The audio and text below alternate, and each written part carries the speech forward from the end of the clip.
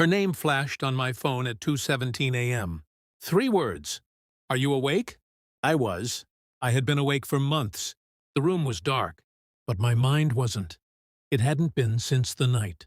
She looked at me across the dinner table and said, almost casually, I don't want to get married. I haven't had my fun yet. No anger in her voice, no guilt. Just honesty. Cold. Surgical. I remember how the candlelight hit her face. How calm she looked while detonating our future. I didn't argue. I didn't beg. I just nodded. All right. That was all I said. She mistook it for understanding. It wasn't. It was detachment beginning to form. Now, months later, she was calling at 2:17 a.m.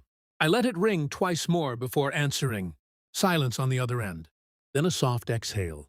I was just thinking about you. Of course you were. I leaned back in my chair, staring at the city lights outside my apartment window.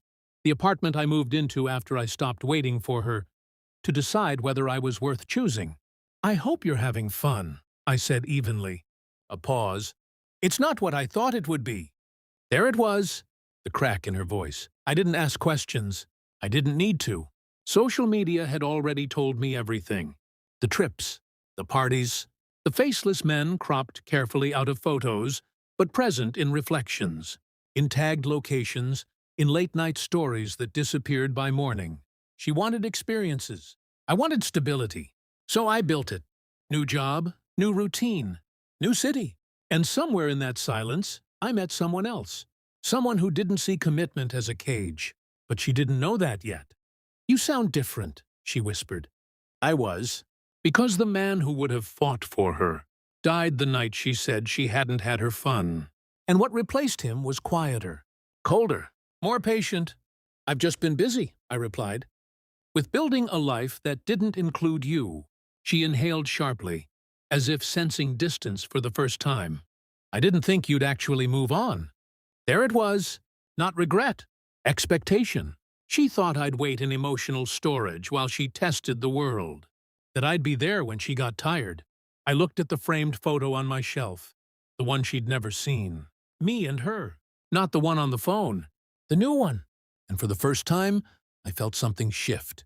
Not anger. Not sadness. Power. You told me you weren't ready, I said calmly. I believed you. Silence. But beneath her silence, I heard something else. Fear.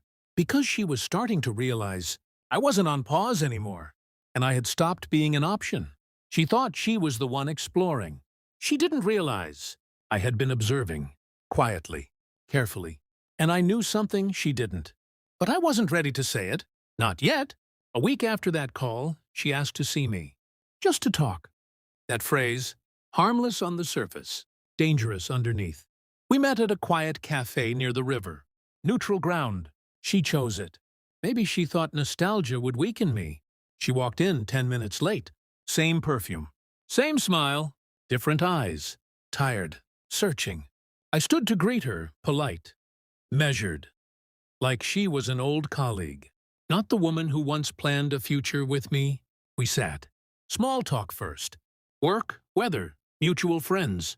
She kept studying my face, like she was trying to find the old version of me. I didn't think you'd really. Move on, she said again, softer this time.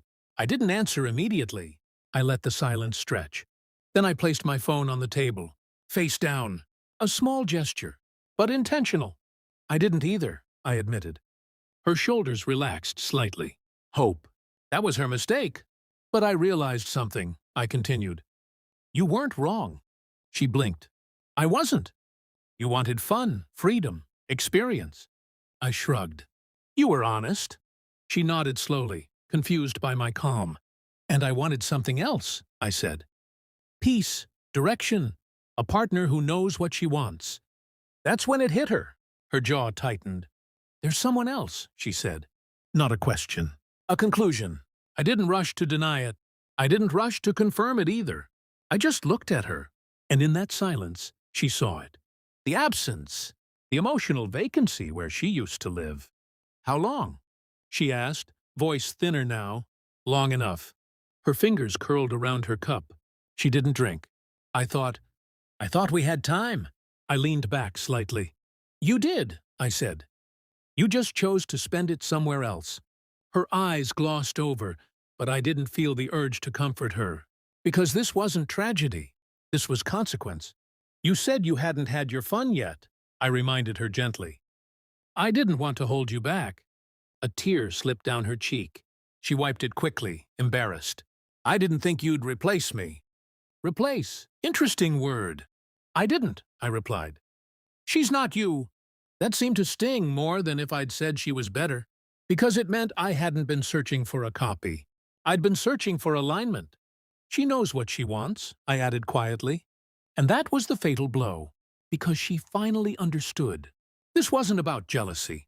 It wasn't about revenge. It was about timing, and she miscalculated. You're really not coming back, are you? She whispered. I held her gaze. No anger, no bitterness, just clarity. No, the word didn't shake. She broke eye contact first. The power shift was complete. For months, she had been the one deciding, keeping me in uncertainty, testing the world while assuming I'd remain loyal to the memory of us. But I stopped waiting. I built something solid while she chased something temporary. And now she was the one feeling unstable. We sat there in silence, two strangers who once thought they'd be forever. When she stood up to leave, she hesitated. Asking you to wait was selfish, wasn't it? I considered the question. Yes, I said. No cruelty, just truth. She nodded slowly, absorbing it like a delayed wound. I hope she makes you happy. I didn't smile. I already am.